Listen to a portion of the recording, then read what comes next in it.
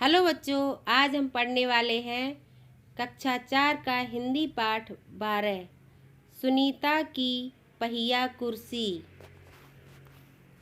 सुनीता सुबह 7 बजे सोकर उठी। कुछ देर तो वह अपने बिस्तर पर ही बैठी रही। वह सोच रही थी कि आज उसे क्या क्या काम करने हैं। उसे याद आया कि आज तो बाजार जाना है। सोचते ही उसकी आँखों में चमक आ गई। सुनीता आज पहली बार अकेले बाजार जाने वाली थी। उसने अपनी टांगों को हाथ से पकड़कर खींचा और उन्हें पलंग से नीचे की ओर लटकाया। फिर पलंग का सहारा लेती हुई अपनी पहिया कुर्सी तक बढ़ी। सुनीता चलने फिरने के लिए पहिया कुर्सी की मदद लेती है। आज वह सभी काम फुर्ती से निपटाना चाहती थी। हालांकि कपड़े बदलना, जूते पहनना आदि उसके लिए कठिन काम हैं, पर अपने रोजाना के काम करने के लिए उसने स्वयं ही कई तरीके ढूंढ निकाले हैं। 8 बजे तक सुनीता नहा धोकर तैयार हो गई। माँ ने मेज पर नाश्ता लगा दिया था। माँ अचार की बोतल पकड़ाना सुनीता ने कहा। अलमारी में रखी है, ले लो, माँ ने रसोई घर से जवाब दिया। सुनीता खुद जाकर अचार ले आई। नाश्ता करते करते उसने पूछा, माँ बाजार से क्या क्या लाना है? 1 किलो चीनी लानी है, पर क्या तुम अकेले संभाल लोगी? पक्का, सुनीता ने मुस्कुराते हुए कहा। सुनीता ने माँ से झोला और रुपए लिए। अपनी पहिया कुर्सी पर बैठकर वह बाजार की ओर चल दी। सुनीता को सड़क की जिंदगी देखने में मज़ा आता है। चूँकि आज छुट्टी है, इसलिए हर जगह बच्चे खेलते हुए दिखाई दे रहे हैं।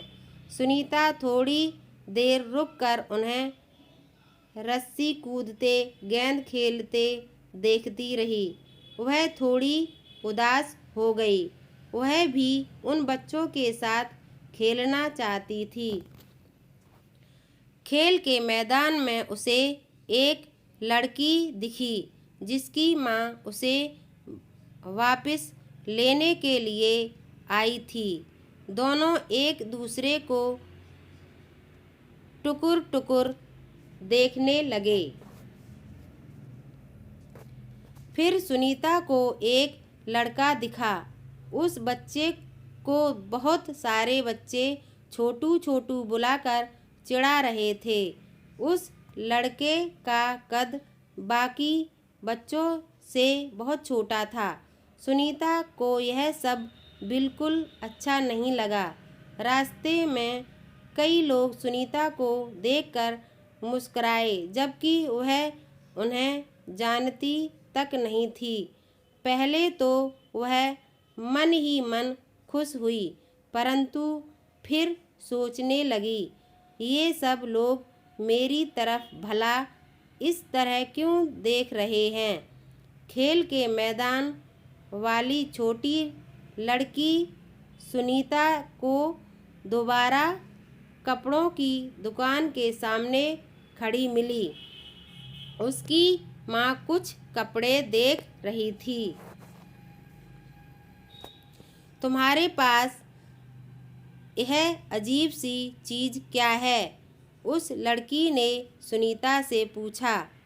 यह तो बस एक, सुनीता जवाब देने लगी, परंतु उस लड़की की माँ ने गुस्से में आकर लड़की को सुनीता से दूर हटा दिया। इस तरह का सवाल नहीं पूछना चाहिए फरीदा। अच्छा नहीं लगता, माँ ने कहा। मैं दूसरे बच्चों से अलग नहीं हूँ, सुनीता ने दुखी होकर कहा। उसे फरीदा की माँ का व्यवहार समझ में नहीं आया। अंत में सुनीता बाजार पहुँच गई। दुकान में घुसने के लिए उसे सीढ़ियों पर चढ़ना था। उसके लिए यह कर पाना बहुत मुश्किल था। आसपास के सब लोग जल्दी में थे। किसी ने उसकी तरफ ध्यान नहीं दिया। अचानक जिस लड़के को छोटू कहकर चिढ़ाया जा रहा था, वह उसके सामने आकर खड़ा हो गया। मैं अमित हूँ, उसने अपना परिचय दिया। क्या मैं तुम्हारी कुछ मदद करूँ? मेरा नाम सुनीता है। सुनीता ने राहत की सांस ली और मुस्कुराकर बोली, पीछे के पैडल को पैर से जरा दबाओगे? हाँ हाँ जरूर, कहते हुए अमित ने पहिया कुर्सी को टेढ़ा करके उसके अगले पहियों को पहली सीढ़ी पर रखा। फिर उसने पिछले पहियों को भी ऊपर चढ़ाया। सुनीता ने अमित को धन्यवाद दिया और कहा, अब मैं दुकान तक खुद पहुंच सकती हूँ। दुकान में पहुंचकर सुनीता ने 1 किलो चीनी मांगी। दुकानदार उसे देखकर मुस्कुराया। चीनी की थैली पकड़ने के लिए उसने हाथ आगे बढ़ाया ही था कि दुकानदार ने थैली उसकी गोदी में रख दी। सुनीता ने गुस्से से कहा, मैं भी दूसरों की तरह खुद अपने आप सामान ले सकती हूँ। उसे दुकानदार का व्यवहार बिल्कुल अच्छा नहीं लगा। चीनी लेकर सुनीता और अमित बाहर निकले। लोग मेरे साथ ऐसा व्यवहार करते हैं जैसे कि मैं कोई अजीबोगरीब लड़की हूँ, सुनीता ने कहा। शायद तुम्हारी पहिया कुर्सी के कारण ही वे ऐसा व्यवहार करते हैं, अमित ने कहा। पर इस कुर्सी में भला ऐसी क्या खास बात है? मैं तो बचपन से ही इस पर बैठकर इसे चलाती हूँ, सुनीता ने कहा। अमित ने पूछा, पर तुम इस पर क्यों बैठती हो? मैं पैरों से चल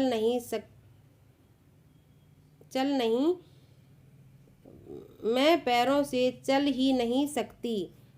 इस पहिया कुर्सी के पहियों को घुमाकर ही मैं चल फिर पाती हूँ। लेकिन फिर भी मैं दूसरे बच्चों से अलग नहीं हूँ। मैं वे सारे काम कर सकती हूँ जो दूसरे बच्चे कर सकते हैं, सुनीता ने कहा।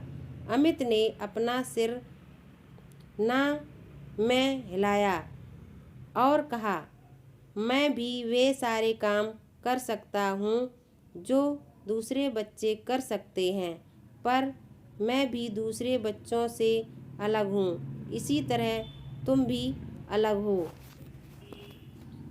सुनीता ने कहा, नहीं, हम दोनों दूसरे बच्चों जैसे ही हैं। अमित ने दोबारा अपना सिर ना में हिलाया और कहा, देखो तुम पहिया कुर्सी पर बैठकर चलती हो, मेरा कद बहुत छोटा है। हम दोनों ही बाकी लोगों से कुछ अलग हैं। सुनीता कुछ सोचने लगी। उसने अपनी पहिया कुर्सी आगे की ओर खिसकाई। अमित भी उसके साथ साथ चलने लगा। सड़क पार करते समय सुनीता को फरीदा फिर नजर आई। इस बार फरीदा ने कोई सवाल नहीं पूछा।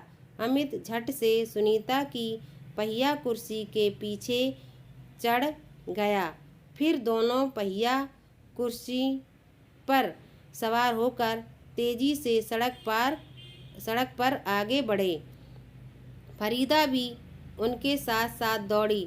इस बार भी लोगों ने उन्हें घूरा, परंतु अब सुनीता को उनकी परवाह नहीं थी।